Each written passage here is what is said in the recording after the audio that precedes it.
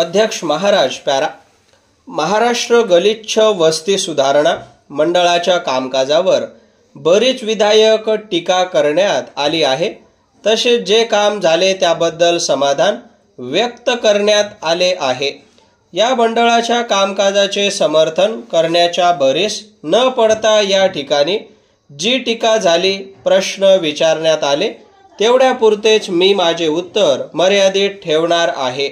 एका माननीय सदस्यांनी असे सांगितले की मध्यंतरी अशी एक हवा निर्माण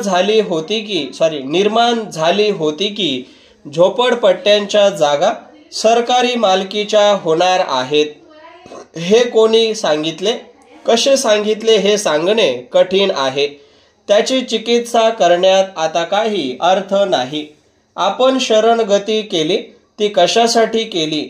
संबंधित कायद्याखाली आपल्याला किती जमीन मिळू शकेल हे समजण्यासाठी आपण शरणगती केली। मध्यवर्ती सरकारच्या जागेवर ज्या झोपड्या आहेत त्या मध्यवर्ती सरकारने उठवावयास पाहिजे होत्या। ते काम आपल्याला करावयाचे असेल तर त्यासाठी मध्यवर्ती सरकारची परवानगी घेतली पाहिजे।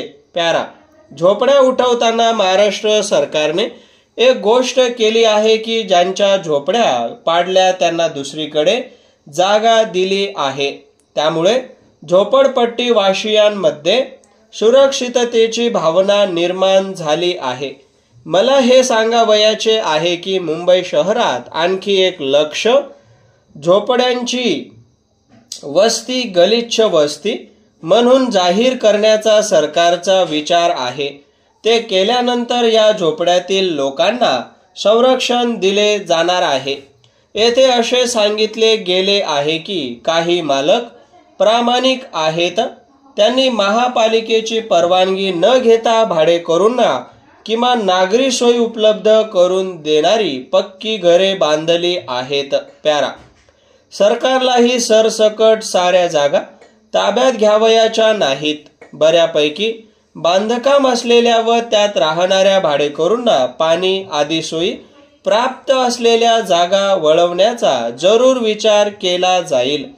जागा ताब्यात घेताना कोणावरही अन्याय केला जाणार नाही।